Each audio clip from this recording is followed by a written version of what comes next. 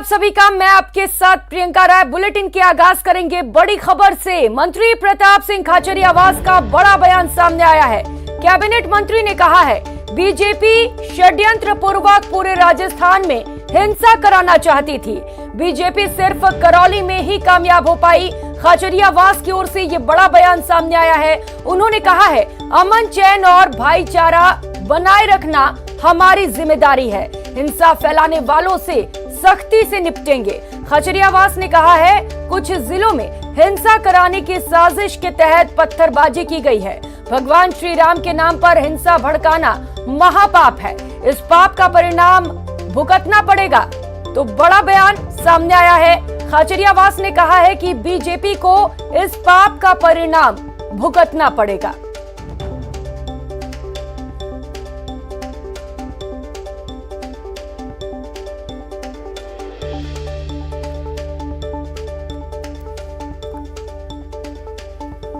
तो बड़ी खबर आपको बता रहे हैं, करौली मामले को लेकर मंत्री प्रताप सिंह खाचरियावास का भी बयान सामने आया है।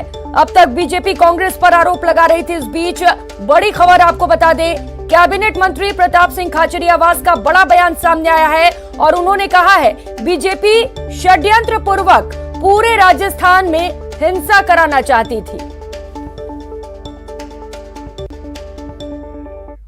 उधर करौली में जहां चौथे दिन भी कर्फ्यू जारी रहा, बीजेपी और कांग्रेस के प्रतिनिधि मंडल ने करौली की ग्राउंड रिपोर्ट जानी। अब तक करौली कांड में 20 लोगों की गिरफ्तारी हो चुकी है।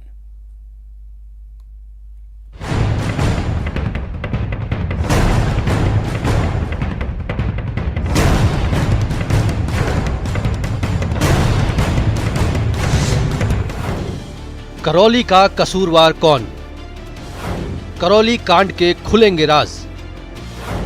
के से करौली, एच से हिंसा, के से कांड का सियासी चैप्टर।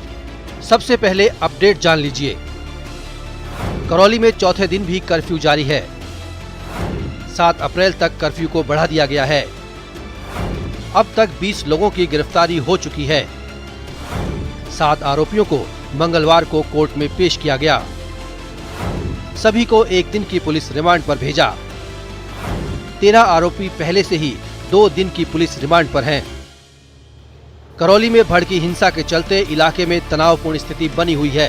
हालात को देखते हुए डीएम ने इलाके में लगे कर्फ्यू को 7 अप्रैल तक बढ़ा दिया है। पुलिस की टीम पूरी तरह से मुस्तैद है। इस बीच करौली पर सियासत भी जोरदार हो रही है। बीजेपी और कांग्रेस दोनों की पार्टियों के प्रतिनिधिमंडल करौली पहुंचे। कांग्रेस कमेटी ने कलेक्टर और एसपी से चर्चा कर शहर का दौरा किया। दौरे के बाद कलेक्ट्रेट सभागार में कमेटी ने शांति समिति के सदस्यों से चर्चा की। वहीं बीजेपी प्रतिनिधिमंडल ने करौली पहुंचकर सर्किट हाउस में हिंसा पीड़ितों से मुलाकात की और पूरी घटना की जानकारी भी ली। साथ ही कलेक्टर और एसपी से मुलाकात कर चर्चा की और शहर के हिंसा प्रभावित क्षेत्रों का दौरा किया। इधर जयपुर के एसएमएस हॉस्पिटल में बीजेपी के प्रदेश अध्यक्ष सतीश पूनिया ने घायलों का हालचाल जाना और प्रदेश सरकार पर जमकर हमला किया।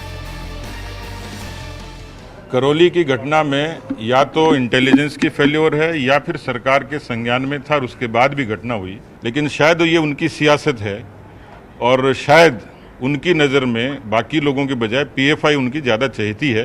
कोटा में उनको परमिशन देते हैं और बीकानेर में प्रतिबंध लगाते हैं, 144 लगाते हैं जब नववर्ष की रैली निकलती है। तो ये दोहरा चरित्र है मुख्यमंत्री जी का और उनकी सरकार का। सरकार मुख्यमंत्री चलाते हैं। करौली हिंसा मामले में मुख्यमंत्री अशोक गहलोत के दिए बयान पर भी बीजेपी ने कड़ा ऐतराज जताया है।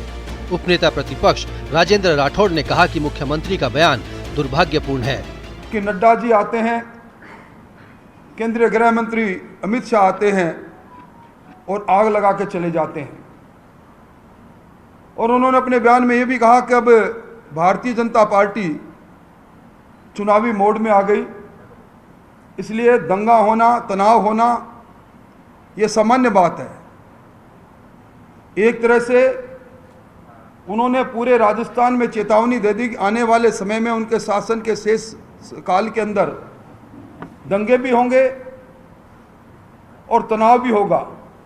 मैं समझता हूं मुख्यमंत्री जी का ये बयान न केवल हास्यास्पद है बल्कि गैर जिम्मेदाराना पूर्व है। इस बीच पुलिस निर्दलीय पार्षद मतलूब अहमद की तलाश सरगर्मी से कर रही है।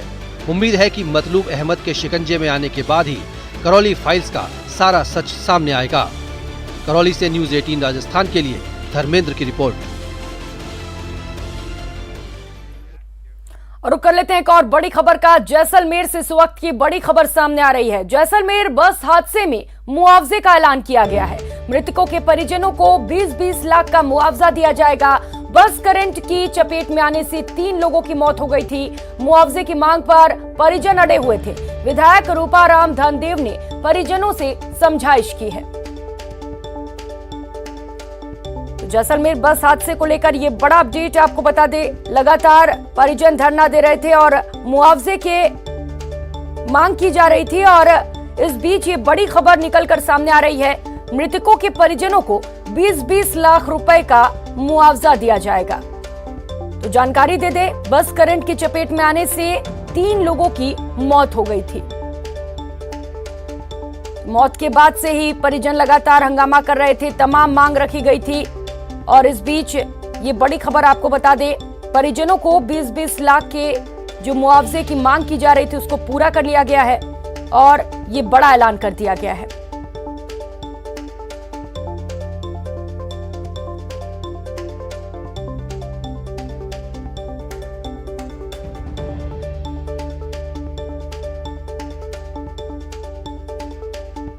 जैसलमेर से ये बड़ी खबर आपको बता रहे हैं, जहां पर एक बस करंट की चपेट में आ गई जिससे 3 लोगों की मौत हो गई थी और परिजन इस हादसे के बाद खासा आक्रोशित थे और मुआवजे की मांग की जा रही थी परिजनों द्वारा।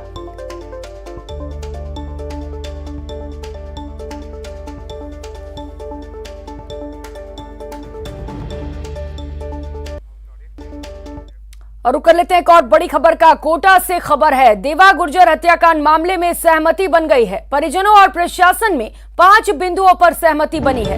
रावत भाटा की जगह कोटा में जांच की जाएगी।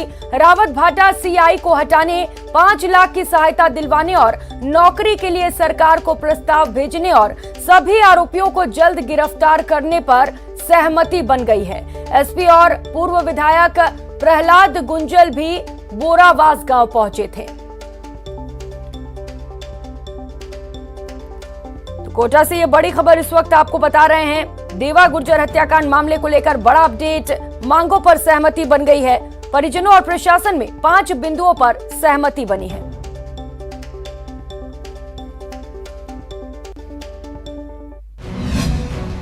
देवा गुर्जर का गैंगवार में मर्डर।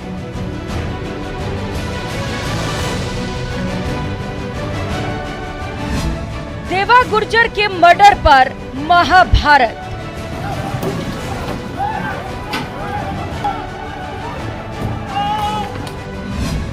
हिस्ट्री शीटर की हत्या पर हंगामा।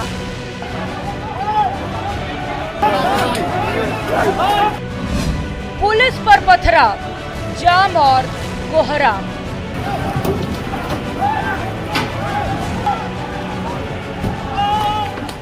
ये हंगामा, ये बवाल, ये कोहराम,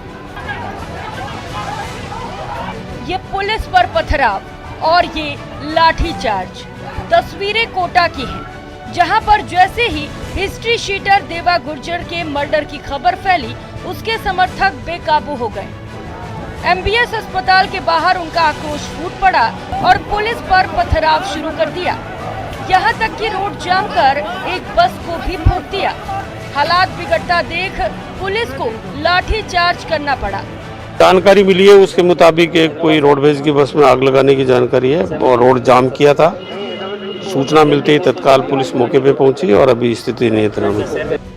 बवाल के बीच काफी मशक्कत के बाद देवा गुर्जर के शव का पोस्टमार्टम कराया गया और फिर शव को अंतिम संस्कार के लिए उसके पैतृक गांव बोराबांस रवाना कर दिया गया। हिस्ट्री शीटर देवा गुर्जर की रावत भाटा के कोटा बेरियल में हत्या हुई। एक सैलून की दुकान पर देवा गुर्जर पर हमला हुआ। हमले में देवा गुर्जर बुरी तरह से घायल हो गया।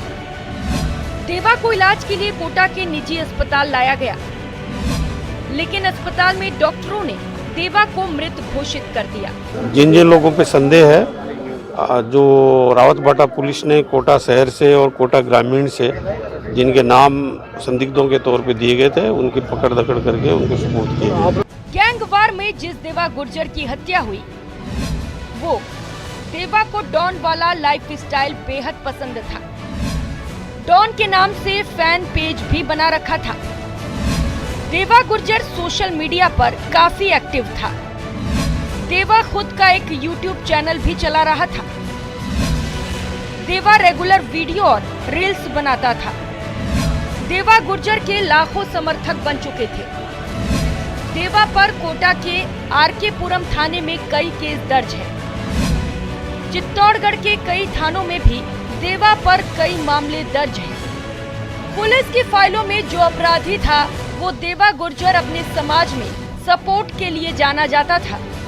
ये देवाजी गुर्जर सोशल मीडिया में बहुत काफ़ी एक्टिव थे और सामाजिक हितों में भी काम करते रहते थे। समाज को सबको साथ लेके चलते थे। पुलिस ने इस हत्याकांड में कार्रवाई करते हुए अब तक 5 संदिग्धों को राउंड अप किया है, जबकि 2 को डिटेन किया है और आगे की जांच की जा रही है। योगेश त्यागी, न्यूज़ 18, कोटा।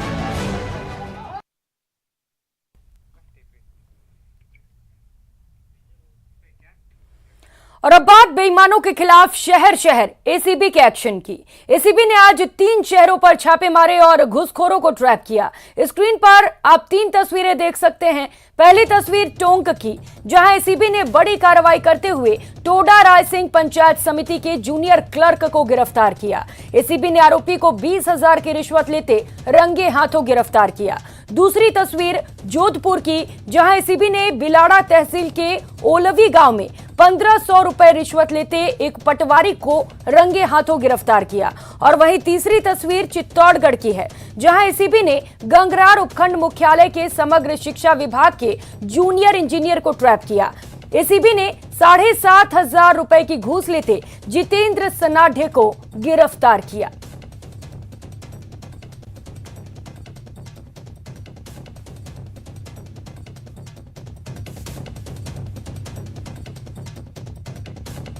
और कर लेते हैं बड़ी खबर का। धौलपुर से बड़ी खबर इस वक्त सामने आ रही है, जहां पर मुन्ना भाई गिरफ्तार हुआ है। 10वीं बोर्ड परीक्षा में डमी परीक्षार्थी को गिरफ्तार किया गया है। साइंस का पेपर देते हुए डमी परीक्षार्थी को अरेस्ट किया गया है। अपने रिश्तेदार के स्थान पर यह डमी परीक्षार्थी परीक्षा दे रहा था। सर मथुरा के राजकीय उच्च माध्यमिक विद्यालय का ये पूरा मामला है।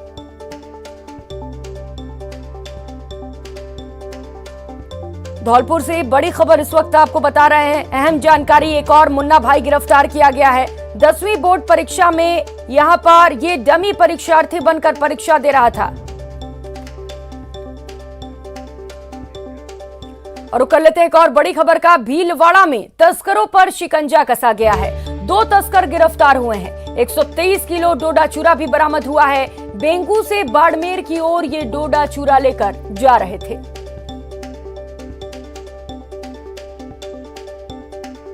बड़ी कामयाबी मिली है पुलिस को भीलवाड़ा में, जहां पर 2 तस्कर गिरफ्तार हुए हैं और 123 किलो डोडा चूरा भी बरामद किया गया है।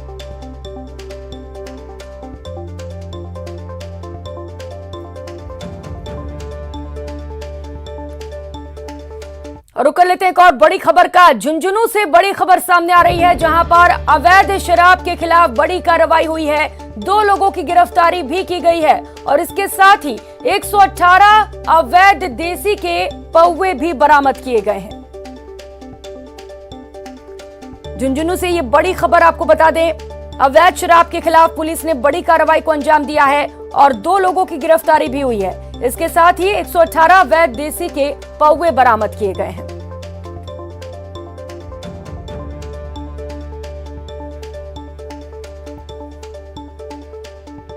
और रुक कर लेते हैं एक और बड़ी खबर का। बाड़मेर से ये बड़ी खबर है, जहां पर मासूम रेप हत्या मामले में कोर्ट ने आरोपी को सजा सुनाई है। आरोपी रमेश निवासी को आजीवन कारावास की सजा सुनाई गई है।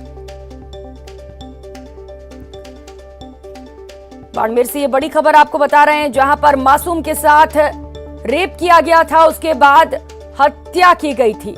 मामले में कोर्ट ने आज सुनवाई की है और आरोपी को आजीवन कारावास की सजा सुनाई गई है।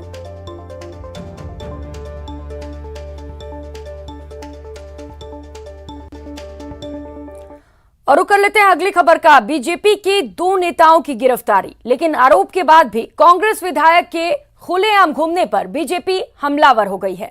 पुलिस के रवैये पर सवाल उठाते हुए बीजेपी सरकार को घेर रही है। आरोप है कि कांग्रेस अपने विधायकों के गुनाहों को छिपाने के लिए बीजेपी को निशाना बना रही है। राजस्थान के अंदर आईपीसी इंडियन पैनल कोड नहीं है, राजस्थान में जीपीसी है, गहलोत पैनल कोड है, जिसके अंदर उनके विधायक, उनके प्रतिनिधि, उनके मिनी मुख्यमंत्री बने सारे कुछ भी करे, किसी के कितनी भी हड्डियां तोड़े, उन पर कार्रवाई, इस गहलोत पैनल कोड में कोई कार्रवाई नहीं होगी। बीजेपी के 2 नेताओं की गिरफ्तारी को लेकर बीजेपी हमलावर है। बीजेपी के दोनों नेताओं को गलती की सजा देने में राजस्थान पुलिस ने न देरी की और न ही कोई लापरवाही बरती।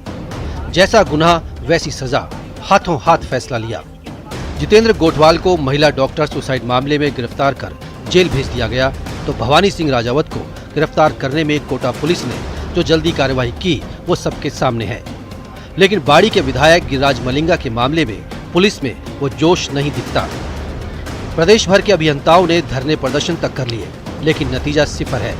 बीजेपी इसे राजस्थान सरकार का नया कानून बताती है, जिसके अंदर उनके विधायक, उनके प्रतिनिधि, उनके मिनी मुख्यमंत्री बने सारे कुछ भी करे, किसी के कितनी भी हड्डियां तोड़े, उन पर कार्रवाई, इस गहलोत पैनल कोड में कोई कार्रवाई नहीं होगी। और हमारे चुने हुए प्रतिनिधि या हमारे पूर्व विधायक, उनके बारे में जांच पूरी हो नहीं और एक आशंकाओं के आधार पर उनको गिरफ्तार कर लिया जाए। जितेंद्र गोठवाल की और भवानी सिंह राजावत की गिरफ्तारी, पूरे मामले की जांच से पहले गिरफ्तारी, ये अपने आप में एक तरह से पुलिस का बेजा इस्तेमाल की ओर दिखा रही है। हालांकि खतरा डॉक्टर समुदाय की नाराजगी के और भड़कने से जुड़ा था, इसलिए पुलिस ने जो किया उसे बीजेपी ने बर्दाश्त कर लिया। लेकिन कांग्रेस सरकार अपने ही विधायकों पर कार्रवाई कब करेगी, इसका बीजेपी बेसब्री से इंतजार कर रही है। लेकिन ये पराकाष्ठा है कि आपके कानून का भी नजरिया अलग अलग है, उसमें भी आप पार्टी और बाकी लोगों को शामिल करते हैं। तो कम से कम इतना कलेजा तो दिखाइए कि जो आपके अपने लोग हैं, यदि वो दोषी हैं तो आप तो भाषण तो ये देते हो कोई बचेगा नहीं, तो कम से कम वो हिम्मत करके बताइए कि जो दोषी लोग हैं किसी तरीके से उनको बख्शा नहीं जाए। बहरहाल बीजेपी संभल कर हमलावर होने की कोशिश कर रही है, लेकिन कांग्रेस के सामने एक तरफ कुएं और दूसरी तरफ खाई वाली स्थिति है। विधायक की गिरफ्तारी हुई तो सरकार की साख पर सवाल उठेंगे और बीजेपी इसे बड़ा मुद्दा बना लेगी। इसलिए जांच के पूरा होने का इंतजार किया जा रहा है। Babulal धायल, news 18 network, Jaipur. राजस्थान की सरकार ने परीक्षाओं में नकल रोकने के लिए सख्त कानून बना दिया है, मगर राज्य के बेरोजगार चाहते हैं कि राज्य सरकार की तर्ज पर केंद्र की सरकार भी परीक्षाओं में नकल रोकने के लिए सख्त कानून बनाए और उसे पूरे देश में लागू करे, ताकि युवाओं के भविष्य के साथ खिलवाड़ न हो सके। केंद्र स्तर पर नकल विरोधी कानून की मांग।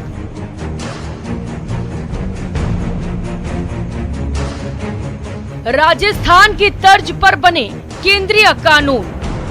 केंद्र सरकार को भी पूरे देश के लिए ऐसा सख्त कानून लेकर आना चाहिए, उम्र कैद की सजा का प्रावधान होना चाहिए, क्योंकि वो लाखों युवाओं के भविष्य के साथ वो खिलवाड़ करते हैं। रीट समेत कई परीक्षाओं के नकल गिरोह की भेंट चढ़ने के बाद राजस्थान सरकार ने नकल रोकने के लिए कड़े कानून बनाए, तो इसी तर्ज पर पूरे देश के लिए कानून की मांग होने लगी। पूरे देश भर में एक कानून बने, कॉमन कानून बने, जो राज्य सरकारों भी लागू हो और देश भर की परीक्षाओं के लिए भी लागू हो। उसके अंदर आई स्कैनर भी होना चाहिए, आपका फिंगरप्रिंट भी होना चाहिए, शुरू से लेकर लास्ट तक अभ्यर्थी की हर गतिविधि की जांच होनी चाहिए। तो वो मुझे लगता है कि अभ्यर्थियों के साथ एक उसके दर्द को बांटने वाला होगा। राजस्थान के युवा बेरोजगारों की माने तो केंद्र की सरकार को भी नकल के विरोध में ऐसा कानून बनाना चाहिए कि नकल करने वाले और करवाने वाले को उम्र कैद जैसी सजा होनी चाहिए।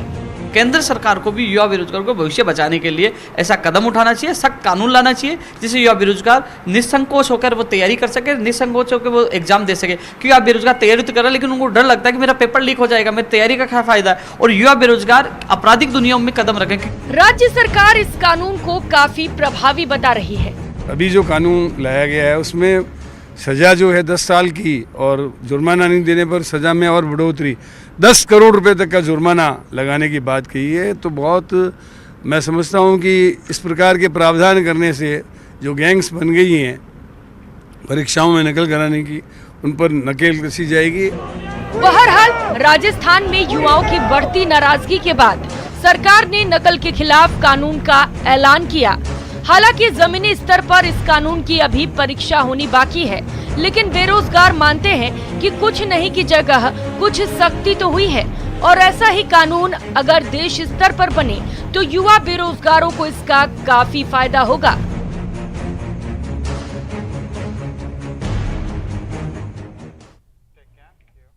जियो बीपी और टीवीएस मोटर कंपनी के बीच देश में इलेक्ट्रिक दोपहिया और तिपहिया वाहनों की चार्जिंग के लिए एक मजबूत बुनियादी ढांचा बनाने की संभावनाओं का पता लगाने पर सहमति बनी है।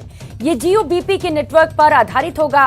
इस प्रस्तावित साझेदारी के तहत टीवीएस के इलेक्ट्रिक वाहनों के ग्राहकों को जियो बीपी के व्यापक चार्जिंग नेटवर्क तक पहुंच मिलेगी। जाहिर है अन्य इलेक्ट्रॉनिक वाहनों के लिए भी यहां चार्जिंग स्टेशन खुले रहेंगे। ग्राहकों को व्यापक और विश्वसनीय चार्जिंग इंफ्रास्ट्रक्चर मुहैया कराने के लिए एसी चार्जिंग नेटवर्क के साथ ही डीसी फास्ट चार्जिंग नेटवर्क भी बनाया जाएगा। इलेक्ट्रिफिकेशन के क्षेत्र में दोनों कंपनियों को अंतर्राष्ट्रीय स्तर की महारत हासिल है। कंपनियां अपने इस महारत का उपयोग भारतीय बाजार में करेंगी ताकि ग्राहकों को नया अनुभव दिया जा सके।